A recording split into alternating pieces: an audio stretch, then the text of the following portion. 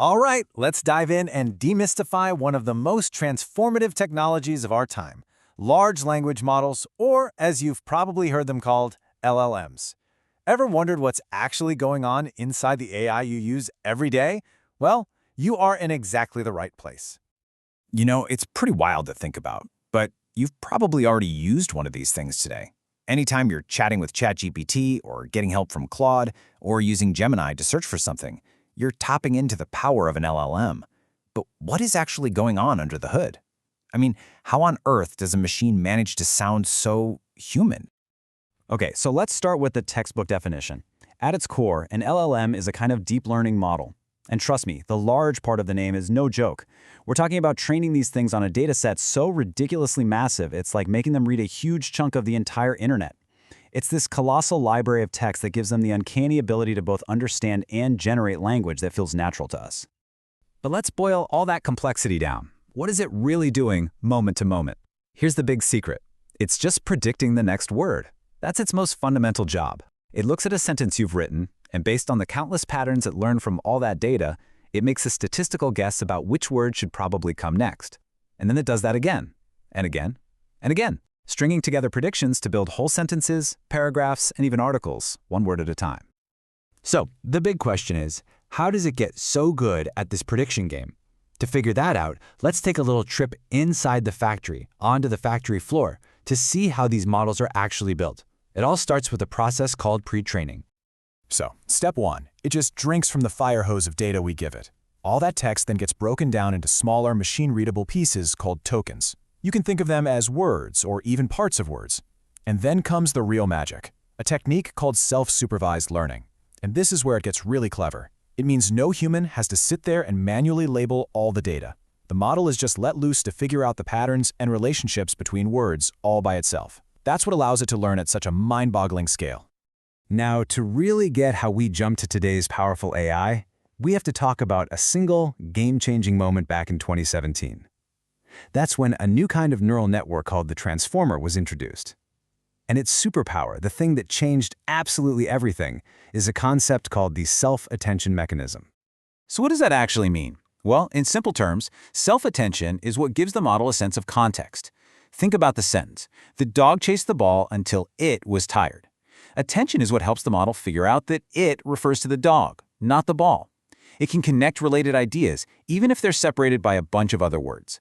This was the absolute key to unlocking a true long-form understanding of language. And boom, you can see the impact right here on this timeline. Before 2017, progress was steady, but it was slow. After the transformer architecture was invented, it's just an explosion. We started leaping from one breakthrough to the next. The models got exponentially more powerful, leading to things like GPT-3 in 2020 with a staggering 175 billion parameters. What are parameters? Just think of them as the knobs and dials inside the model's brain. The more parameters it has, the more nuanced and complex its understanding of language can be. But here's the thing. A pre-trained model is kind of like a brilliant student who's read every single book in the library, but isn't actually an expert in any one subject. To make it truly useful and, really importantly, safe, it needs to be refined. It has to go from being a generalist to a specialist. This is done through a process called fine-tuning. You can think of it like sending the model to grad school for some specialized training. We can teach it to be an expert in a specific field, like medicine or law. We can tune it to get better at following the instructions you give it. And, crucially, we can use feedback from actual humans to align it with our values and make it safer and a whole lot more helpful. That last one is called reinforcement learning from human feedback, or RLHF. Now, it sounds super technical, but the idea behind it is actually pretty straightforward and, honestly, kind of brilliant. The AI generates a few different answers to a prompt. Then, human reviewers look at them and rank them from best to worst. The model then learns from that ranking and gets a sort of reward for producing the kinds of answers the humans liked. This is a huge step in making AI that's actually aligned with what we want it to do. So, after all that training and all that fine-tuning, what's the payoff? What do we actually get? Let's take a look at what these incredibly powerful models are doing out in the real world right now. And wow, the list of what they can do is just staggering. I mean, seriously, think about it. In a single day, an LLM can help you write creative stories, summarize a dense 50-page report in seconds, or power the customer service chatbots we talk to. They can write and debug computer code, translate languages in the blink of an eye, analyze the sentiment of thousands of customer reviews, and even help solve complex math problems. Their versatility is already changing the game across dozens of industries. Okay, but this incredible power doesn't come without some pretty significant challenges. It's not all sunshine and roses. We have to be really clear-eyed about the risks and the limitations as we start weaving this technology deeper and deeper into our world. It really is a delicate balance. On one side, the promise is just immense. We're talking about the potential for advanced reasoning, creating content at a scale we've never imagined, and automating all sorts of tedious tasks. But the perils are just as real.